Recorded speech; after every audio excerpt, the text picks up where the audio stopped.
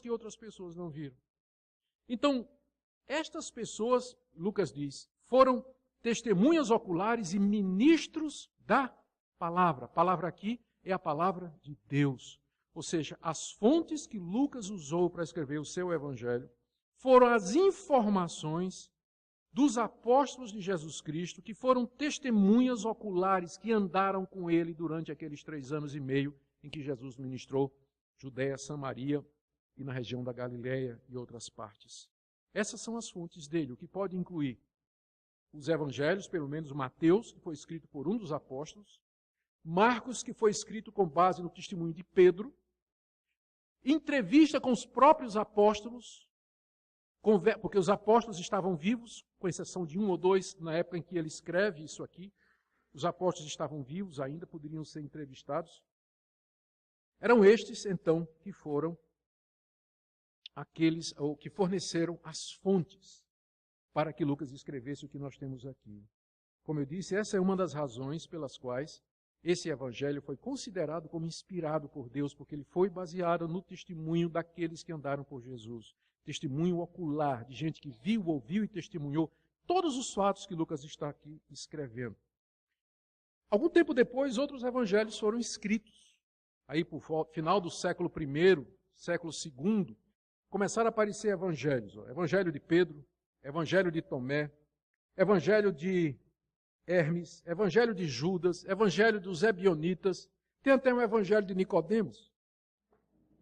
Muitos evangelhos começaram a aparecer, mas a igreja não aceitou esses evangelhos. A igreja considerou aqueles evangelhos como espúrios, como falsos, como não confiáveis, e uma das razões era que nenhum desses evangelhos podia ser associado a um apóstolo. Não tinha credencial apostólica. Não foi escrito por apóstolo, não foi escrito por alguém perto dos apóstolos, não foi escrito por ninguém que tivesse ouvido o testemunho dos apóstolos. Porque quando eles foram escritos, os apóstolos já tinham morrido há muito tempo. Mas Lucas foi escrito em meados de 60. Pedro morre um pouco depois, Paulo morre um pouco depois. Antes da morte de Pedro, a gente só sabe da morte de Tiago. Portanto, o testemunho apostólico, a fonte que leva à escrituração desse evangelho é que o torna confiável, por isso que ele foi também incluído como sendo parte do cânon do Novo Testamento. Terceira razão pela qual você pode confiar no que está escrito aqui, como sendo a verdade, é a razão pela qual o evangelho foi escrito. Mais ou menos no século XVIII, final do século XVII, século XVIII, apareceu um estudioso alemão chamado Hermann Reimarus. E ele era um incrédulo e ele não acreditava em nada que estava escrito aqui. E ele disse, olha, o que aconteceu aqui foi o seguinte, os discípulos roubaram o corpo de Jesus, vieram com aquela história de que ele tinha ressuscitado, porque eles não queriam voltar a trabalhar. Porque eles, durante 3 anos, eles andaram com Jesus e o pessoal dava dinheiro. Né? É verdade, diz lá que Jesus e os 12 tinham uma bolsa. E havia ofertas que eram dadas para o sustento de Jesus e dos 12. Jesus morreu, os discípulos se viram sem a fonte de renda. Eles disseram, vamos fazer o seguinte, vamos roubar o corpo de Jesus, né? Vamos inventar que ele ressuscitou e continuar esse negócio de religião, porque dá dinheiro. Foi o que o Hermann Reimarus disse no século XVIII, de que os autores dos evangelhos, na verdade, eram uma fraude, eles eram falsários, eles eram falsificadores e que inventaram o cristianismo para ganhar dinheiro. Pena que não explica porque é que eles morreram por conta disso, né? Porque imagina, você inventa uma mentira e você é colocado diante de uma arena cheia de 30 leões com fome, você na hora vai dizer, é mentira, gente, eu estava só brincando. Morreu mesmo, eu sei, ele está morto, ele não ressuscitou não, a gente inventou. Você ia morrer por causa de uma mentira, estraçalhado por leões? Pois os primeiros cristãos morreram. Eles foram para a fogueira, assados vivos, comidos por leão, decapitados à espada, surrados, perseguidos, presos e não negaram. Se era uma mentira, eles acreditaram na mentira que eles inventaram. Porque eles reagiram como gente que tinha certeza do que tinha visto e do que tinha ouvido. A tese de Reimarus, é claro, ela foi desacreditada depois, mas ainda hoje tem gente que diz a mesma coisa. Que os evangelhos ou foi escrita como uma fraude, alguém que queria enganar os outros, e aí vai ter um grande problema em explicar como é que essa mentira pegou, Porque a coisa mais fácil do mundo teria sido, para o pessoal daquela época, provar que era uma mentira. É só apresentar o corpo de Jesus.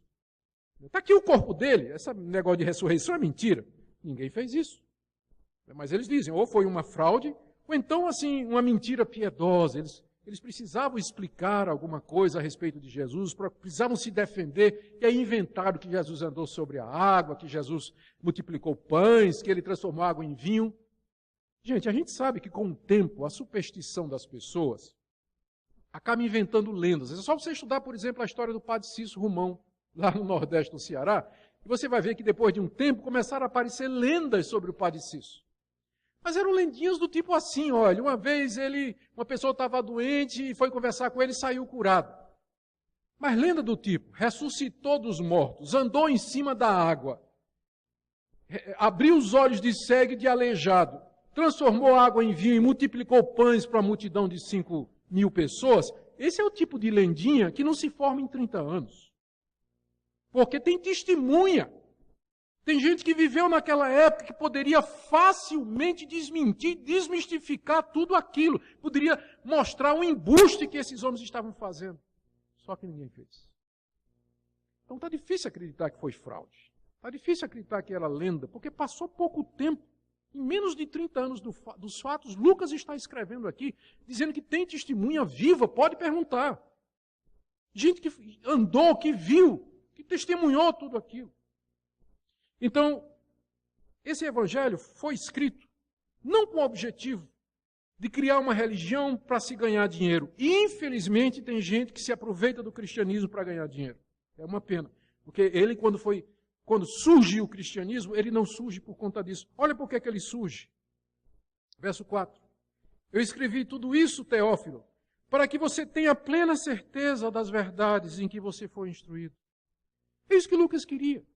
Ele queria dar um relato de como o cristianismo começou, quem foi Jesus, por que ele veio ao mundo, os fatos que cercaram a sua vida, aqueles sinais e prodígios. E depois, no livro de Atos, como a igreja cresceu, como ela se multiplicou. É isso que o evangelho quer mostrar. É isso que a Bíblia quer mostrar. É isso que é o cristianismo. Não é uma religião para ganhar dinheiro.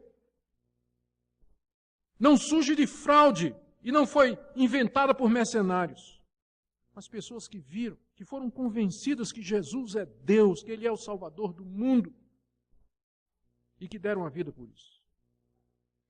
Quarta razão, que está muito ligada a tudo que eu disse agora. A data em que foi escrito. Eu pessoalmente creio que esse evangelho foi escrito por volta do ano 63, 65 depois de Cristo.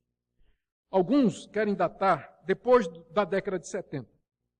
Mas o motivo pelo qual um bom número de estudiosos diz que esse livro foi escrito mais ou menos pela década de 70, é porque Lucas faz um relato tão minucioso da queda de Jerusalém. Ele está escrevendo aqui mais ou menos no ano 60. Ele está escrevendo aqui, vamos esquecer a data por enquanto. Ele dá um relato da queda de Jerusalém antes da queda aparecer ou acontecer, tão detalhado, descrevendo, inclusive, que é cercada de exércitos, que tem o levantamento de trincheiras. Os detalhes são tão grandes que o pessoal diz, é impossível que isso foi escrito antes. Como Jerusalém foi cercada e caiu no ano 70, eles dizem, isso aqui só pode ter sido escrito depois, quando Lucas já sabia dos detalhes. Sabe qual é o meu problema com isso aí? Ele pode até ter escrito depois, mas não por causa disso. Meu problema com esse tipo de argumento é que não se acredita que Lucas tenha sido capaz, aliás, que Jesus tinha sido capaz de ter predito a queda de Jerusalém com tantos detalhes. Geralmente é o pessoal que não acredita que Jesus poderia ter predito com tantos detalhes a queda de Jerusalém no ano 70. Por isso eles dizem que tem que ter sido escrito depois. É o que eles chamam de vaticínia ex evento. Um vaticínio ou uma profecia que foi dada depois que o evento foi feito e que foi escrito como se tivesse sido dado antes, o que tornaria então esse evangelho uma fraude. Por isso eu não tenho um problema em acreditar que foi na década de 60, antes da queda de Jerusalém, porque eu creio que Jesus era Deus, e como Deus ele previu em detalhes o que iria acontecer, profetizou o que ia acontecer com Jerusalém. A data, então, está aí na década de 60, quando, como eu já disse, havia testemunhas vivas que poderiam confirmar ou contraditar aquilo que estava escrito. Os judeus poderiam ter feito isso, os pagãos poderiam ter feito isso. E, como eu disse, já fazia pouco tempo para que pudesse ter virado ou sido resultado de lenda ou da imaginação piedosa e criativa dos primeiros discípulos. Porque fazia pouco tempo. Então, a data em que esse evangelho foi escrito é mais uma razão para que nós confiemos naquilo que ele nos diz. Vou dar uma quinta razão. É que há outros livros escritos na mesma época e que dizem a mesma coisa. Eu já mencionei aqui os outros evangelhos. E o que impressiona quando você lê Mateus, Marcos e Lucas, em primeiro lugar, é as semelhanças. A sequência dos fatos é a mesma, com poucas alterações. Os detalhes das palavras de Jesus, às vezes, impressionam a similaridade que você encontra em Mateus, Marcos e Lucas. O que eles dizem e que é igual é cerca de 85%. A pergunta é, como é que 3 autores diferentes, escrevendo em datas diferentes, estão dizendo a mesma coisa? Estão dizendo a mesma coisa. E você sabe que isso pode ser explicado pela dependência literária, mas todos eles reivindicam testemunho ocular. A semelhança dos 3 evangelhos aponta para uma fonte histórica, Jesus, e para fatos que aconteceram e que os 3 autores, de alguma maneira, tiveram acesso. Por incrível que pareça, são as diferenças que também nos levam à conclusão da autenticidade dos 3 evangelhos, especialmente de Lucas. Porque imagina só, você tem 3 evangelhos que estão dizendo a mesma coisa. Se os 3 tivessem concebido um plano de enganar, eles estariam dizendo a mesma coisa. Agora imagine se vocês 3 pessoas de vocês, vão querer inventar uma história que parece verdadeira. Na hora de dar depoimento, o que é que a polícia pega? É a contradição, não é? Mateus diz que Jesus uma vez curou um cego na entrada de Jericó. Aí vem Marcos e diz que eram 2 cegos. E vem Lucas que diz que eram 2 cegos na saída de Jericó. Se tivesse havido um acordo para enganar, será que eles não teriam combinado os detalhes? Mas é interessante que às vezes os evangelhos parecem um contradizer o outro. Uma história é contada diferente num evangelho do que é contada no outro. O que é que isso significa? Significa que eles não sentaram numa reunião e disseram, vamos inventar uma mentira para enganar o mundo. Significa que eles estão relatando fatos e que, dependendo da perspectiva, da audiência e da intenção de cada um deles, eles estão contando de uma maneira diferente. Eram provavelmente 2 cegos que começaram a pedir a Jesus para serem curados na entrada da cidade. E Jesus atendeu na saída. Cada um conta a história de uma perspectiva diferente. Não pode ser? Então, o que impressiona é que o Evangelho de Lucas é corroborado por outras fontes que, com certeza, não houve combinação. Não houve um plano. E aí, o que vem mais? Paulo, um judeu, na verdade, um fariseu que perseguiu os cristãos, perseguiu até a morte, prendeu cristãos, considerava que o cristianismo era uma farsa e uma ameaça. Esse judeu se converte em algum lugar aí, no final da década de 30, no início da década de 40. E já no final da década de 40, início da década de 50, ele começa a escrever. Talvez o livro de Gálatas foi o primeiro. E lá ele já narra a mesma coisa que você vai encontrar no que Lucas vai narrar na década de 60. Ele vai falar da morte de Cristo, vai falar da ressurreição de Jesus, vai falar da divindade de Jesus. E nos outros livros desse judeu convertido, que não era discípulo de Jesus, não era um dos 12, portanto, não pode ser dito assim que ele estava em acordo para fazer uma combinação. Mas é um autor independente dos evangelhos. Ele vai narrar as mesmas coisas que os evangelhos contêm no Evangelho de Lucas, com poucas variações. Para não falar ainda da carta de Tiago, da carta de Judas, discípulo de Jesus, para não falar da carta aos Hebreus, para não falar das 3 cartas de João, escritas em épocas diferentes por autores diferentes, mas todos dizendo a mesma coisa. Essa é mais uma razão para que você acredite no que esse evangelho está dizendo, porque ele não está falando sozinho. Ele é corroborado por outras fontes. E eu termino aqui dizendo para vocês, se há alguma dúvida, leia e verifique por você mesmo. Eu às vezes fico assim espantado com a quantidade de gente que chega dizendo assim, a Bíblia está cheia de erros. Eu digo, diga um. Aí a pessoa, bem, deixa eu pensar. Posso te escrever amanhã com os erros? Tem muita gente que diz a Bíblia está cheia de erros, mas que nunca tirou tempo para ler a Bíblia. Então, leia a Bíblia. Leia por você mesmo. Faça como Lee Strobel. Lee Strobel era um jornalista, é vivo ainda ele, era um jornalista ateu, escrevia uma coluna no Tribune de Chicago, tem um mestrado em Direito pela Universidade de Yale. Um dia a mulher dele chega para ele e diz assim, Lee, eu me tornei crente. Meu Deus. Ele diz isso, meu Deus, acabou meu casamento, acabou, eu gostava tanto dessa mulher, mas agora ela virou crente. E ele diz, se preparou para o pior. Ele disse assim, eu imaginei que minha mulher ia passar, não ia querer nem ter sexo comigo. Ia virar uma chata, ir para a igreja todo domingo, meter o nariz naquela Bíblia. E aí ele ficou impressionado que a mulher de fato mudou, mas para melhor. Mudou o caráter da mulher, a vida da mulher mudou. Ele disse, não, eu tenho que ver o que é que mudou a vida da minha mulher. E ele, como era jornalista, ele disse, eu vou investigar. É o jornalista investigativo ele.